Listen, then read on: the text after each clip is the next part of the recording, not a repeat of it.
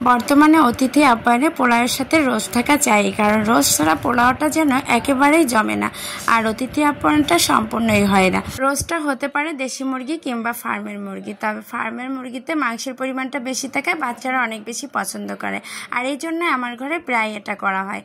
আর আজকে সেটাই আপনাদের সঙ্গে শেয়ার করব। আসসালামু আলাইকুম, কেমন আছেন সবাই? আশা করি সবাই নিশ্চয়ই ভালো আছেন। আলহামদুলিল্লাহ, আপনাদের দোয়ায় আমিও ভালো আছি। আজকে আপনাদের সাথে ফার্মের মুরগির রোস্ট রান্না করব বলে চলে আসলাম কয়েক পিস রানের পিস নিয়ে।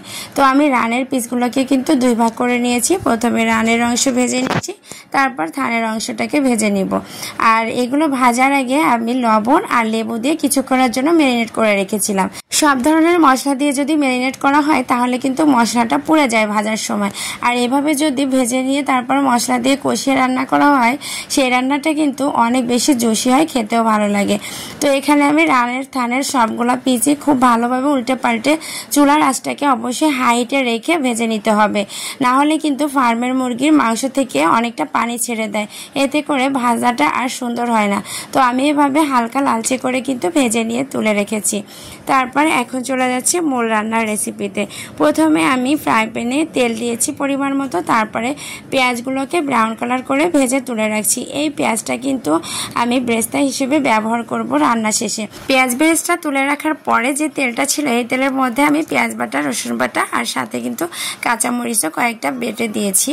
এখন এই মশলাগুলোর সাথে আরও জিরার গুঁড়া, ধনিয়ার গুঁড়া আর যে রাঁধুনির গরম মশলার গুঁড়ার প্যাকেটটা পাওয়া যায় সেটা থেকে একটু বেশি পরিমাণে দিয়েছি, কারণ এই মশলাটার মধ্যে কিন্তু জয়ফল, জয়ত্রী গুঁড়া থাকে, এজন্য কিন্তু বেশি পরিমাণে দিলে রোস্টের আলাদা করে মশলা না দিলেও কিন্তু ফ্লেভারটা রোস্টেরই পাওয়া যায়।